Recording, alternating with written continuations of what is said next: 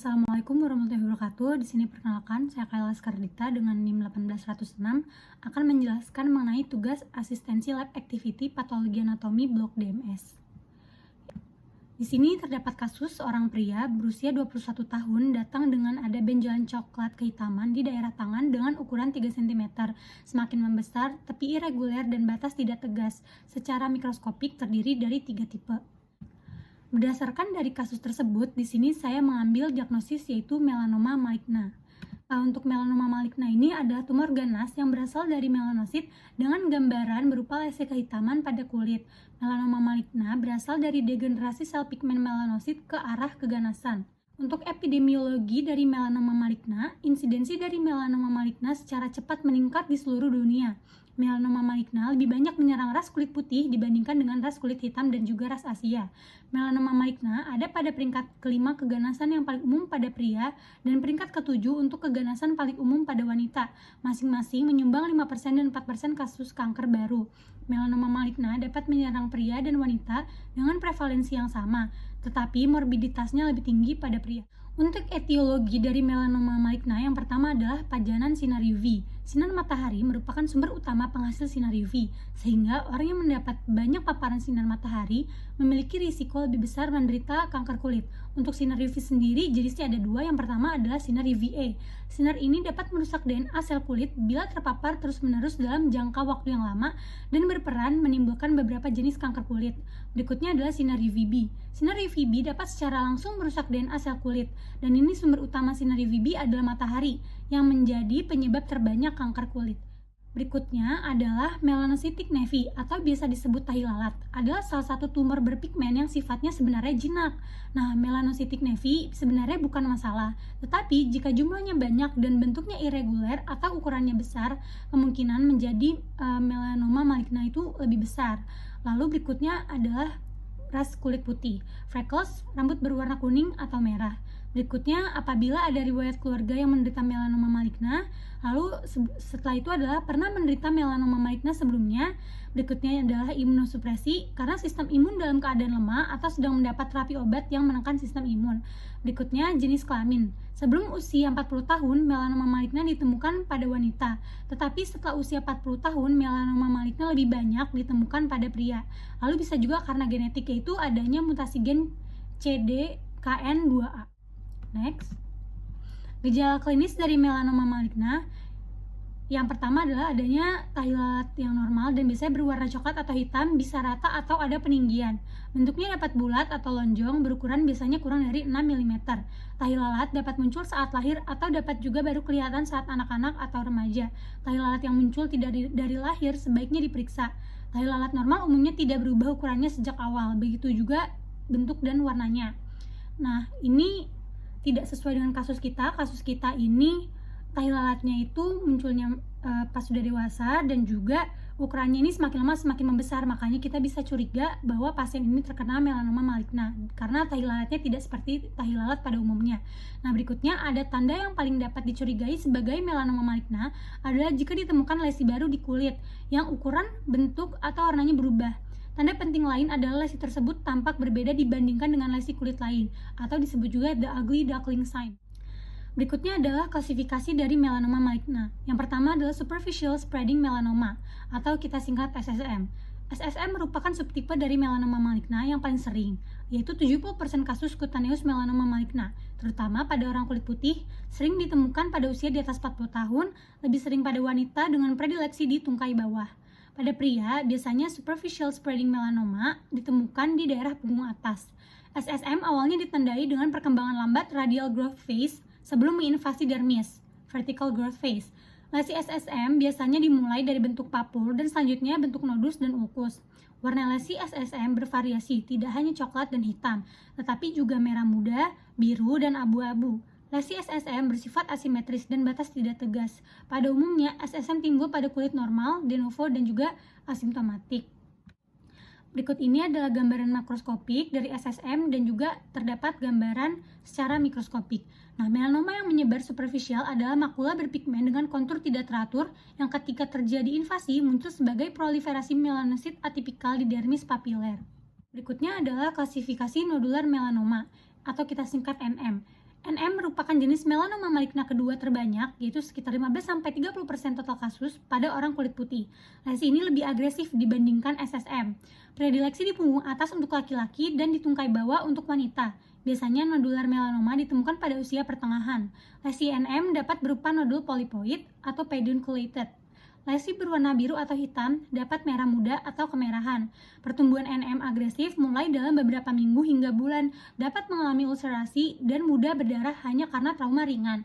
Lesi awal biasanya asimetris, batas tidak tegas dengan ukuran lebih dari 6 mm.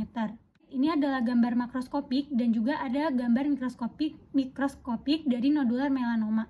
Melanoma nodular adalah tumor eksofilik coklat kehitaman yang ditandai dengan fase pertumbuhan vertikal yang dominan dengan epitelit berpigmen atau melanosit atipikal spindle yang menginvasi dermis retikuler. Berikutnya adalah klasifikasi lentigo maligna melanoma atau kita singkat LMM.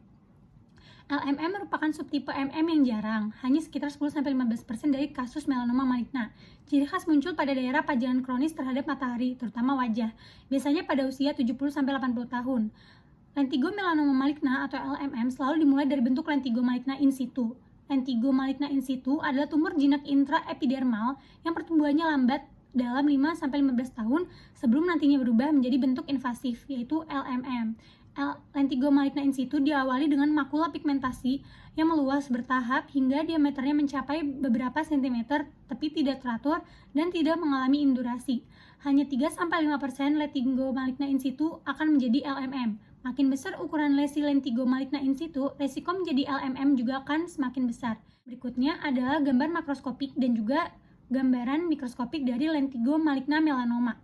Nah, lentigo maligna melanoma muncul sebagai makula besar berpigmen dengan kontur tidak teratur pada kulit yang rusak akibat sinar matahari yang digambarkan secara histologis sebagai proliferasi lentiginosa dari melanosit gelendung atipikal pada sambungan dermoepidermal dengan invasi ke dalam dermis papiler dan kerusakan aktinik dan elastosis dermal biasanya ada di kulit sekitarnya. Next, berikutnya adalah klasifikasi acral lentiginous melanoma atau kita singkat dengan ALM. ALM merupakan subtipe melanoma maligna yang jarang ditemukan pada orang kulit putih. Hanya sekitar 2-8% kasus, dan ini sering ditemukan pada orang kulit hitam, yaitu sekitar 60-72% kasus, dan orang Asia, yaitu 29-46%. Predileksi di usia di atas 65 tahun, di mana lebih sering pada laki-laki.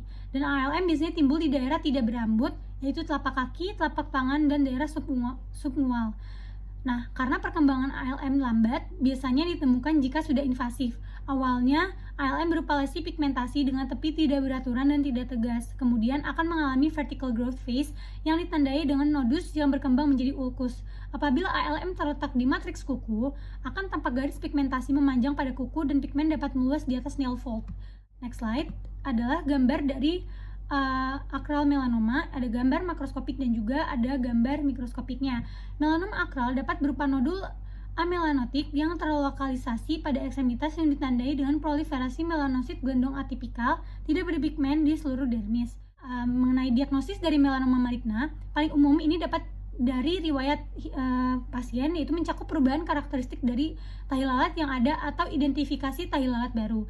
Ciri-ciri melanoma umumnya dikenal dengan akronim ABCDE dan meliputi A yaitu terdapat asimetri, lalu B batasnya tidak beraturan, ini sama seperti kasus kita, yaitu C variasi warna terutama warna merah, putih, dan biru pada lesi coklat atau hitam, D diameter lebih besar dari 6 mm, E permukaan yang ditinggikan. Juga melanoma maligna itu mungkin terdapat gatal, berdarah, ulcerasi, atau mengembangkan satelit. Pasien yang datang dengan penyakit metastasis atau dengan situs utama selain kulit memiliki tanda dan gejala yang berhubungan dengan sistem organ yang terkena.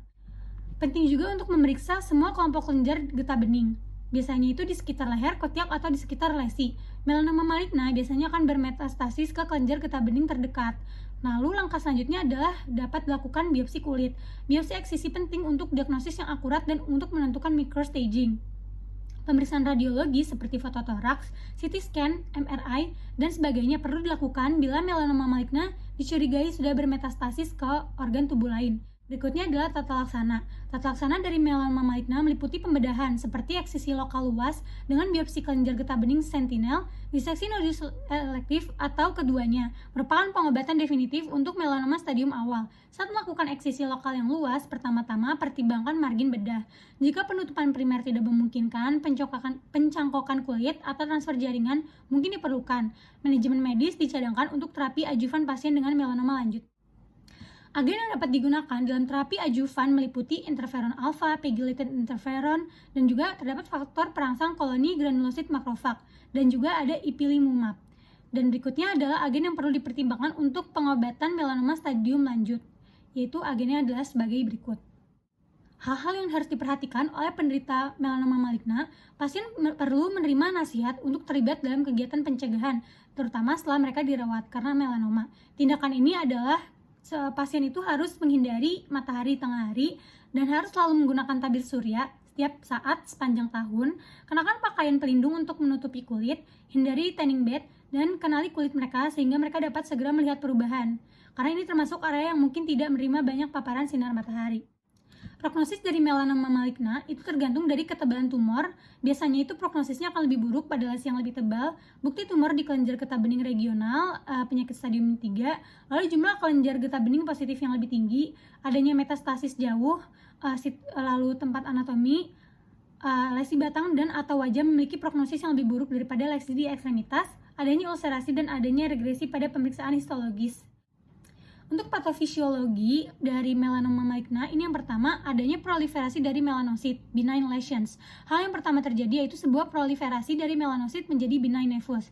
Secara klinis, nevi ini berbentuk datar dan sedikit menonjol dengan warna yang seragam atau gambaran teratur dari pigmen dot-like pada sebuah latar coklat atau hitam kecoklatan. Secara histologi, lesi ini memiliki peningkatan jumlah dari kumpulan melanosit yang bersarang sepanjang lapisan basalis. Berikutnya adalah dysplastic nevi atau random atypia. Selanjutnya, perkembangan dari pertumbuhan yang abnormal. Ini mungkin terdapat pada tempat yang sebelumnya ada benign nevus atau pada tempat yang baru. Secara klinis, lesi ini mungkin asimetris, batasan tidak rata, mengandung lebih dari satu warna, atau memiliki diameter yang lebih besar. Secara histologi, lesi ini memiliki sel yang abnormal, bentuk yang bebas, dan sel-selnya itu tidak berdampingan lagi. Berikutnya ada fase radial growth, yaitu pertumbuhan intraepidermal. Selama fase ini, sel-sel memiliki kemampuan untuk berproliferasi secara intraepidermal, dan secara klinis, lesi ini kadang-kadang bisa menonjol. Lesi ini tidak lagi memperlihatkan sel-sel yang abnormal yang bebas, dan sebagai gantinya dia memperlihatkan bentuk sel kanker di seluruh lesi. Lalu ada fase vertical growth. Nah, lesi yang berlanjut ke fase vertical growth ini yang memiliki kemampuan untuk masuk ke dermis dan membentuk nodul besar, meluas ke papillary dermis. Dan untuk sel-sel kanker bisa juga masuk ke reticular dermis dan sel adipose. Lalu berikutnya adalah metastasis melanoma. Akhir dari semua perkembangan kanker, yaitu berhasil menyebarkan sel-sel kanker ke bagian kulit lain dan organ tubuh lainnya, di mana sel-sel tersebut bisa berproliferasi dan juga metastasis. Sekian penjelasan dari saya. Berikut ini adalah sumber yang saya ambil. Mohon maaf jika terdapat kekurangan. Assalamualaikum warahmatullahi wabarakatuh. Sekian dan terima kasih.